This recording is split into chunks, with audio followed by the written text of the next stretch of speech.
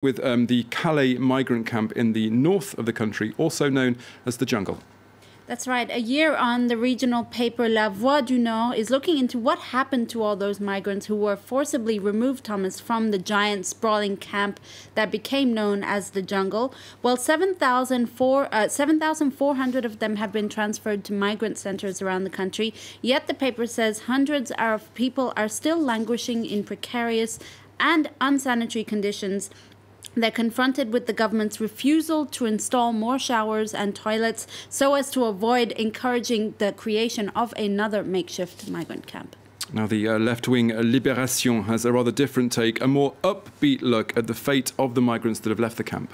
It's a really upbeat front page for once from Libération. After the jungle, a new hope, a nouvel espoir, that's what the paper says, hailing the fact that in the past year, many of those migrants have been granted asylum status in France. The paper's editors say it's, quote, good news that's sure to make some people uneasy. Groups of migrants are settling into villages, and while many people thought there'd be friction and clashes, well, in the end, they're settling down peacefully and integrating into French life. Proof that, I quote, a policy of controlled hospitality is much better than an inhospitable welcome.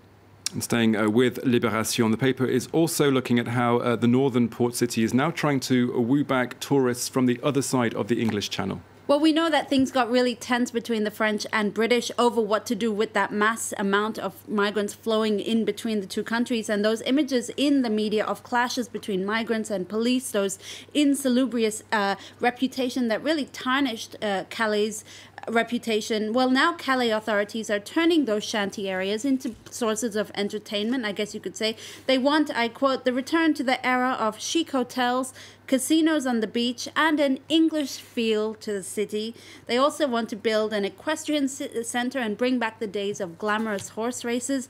And it couldn't be better time because the city has over 14% unemployment, and they're hoping that by bringing back the Brits, they'll also bring back jobs. OK, let's move on now to a topic that's been dominating headlines across the globe recently, and that's sexual harassment and how to fight back. Dipti, how has the French press been dealing with this issue? Well, it's on the front page of La Croix, the Catholic paper, this morning. For the paper, it's crucial to support victims on all fronts. That's what they're really arguing in this front page headline here.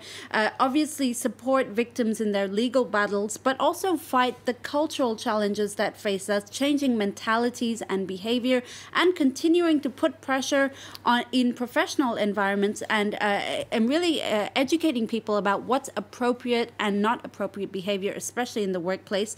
If last week's Me Too movement and Balance ton port, the Twitter hashtag that was here in France, if those movements show us anything, it's that the collective outrage of women who have suffered is already impacting national discourse. And you see that in this image here from La Croix with this rug. It's a rug of a woman being wolf whistled and catcalled. It's being rolled up. So clearly we're seeing some progress made, but there still needs to be more progress at home.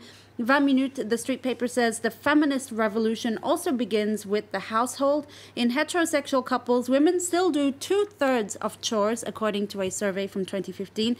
One woman interviewed by the paper also says we need more advances from the government, like increased paternity leave as well.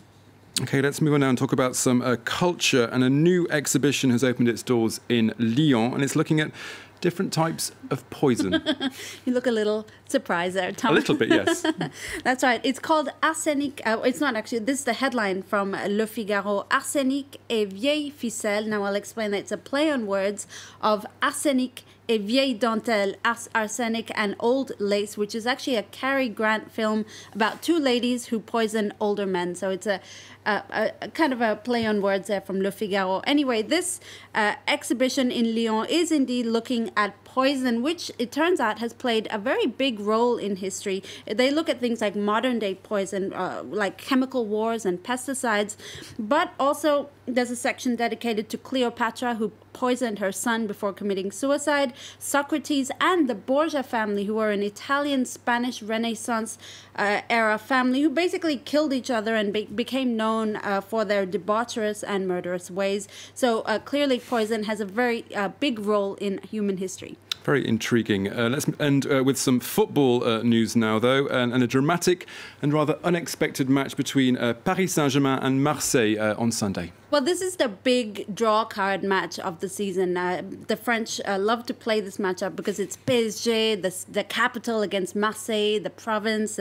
It's the north facing the south. There's always this very big rivalry between the two cities. Anyway, yesterday's game did live up to expectations. Marseille were leading 2-1 up to the 78th minute, and then PSG made a stunning comeback thanks to a Cavani goal in the 90th minute, but not before Neymar, who is, of course, a $222 million euro man. Well, he was red carded 3 minutes before the match.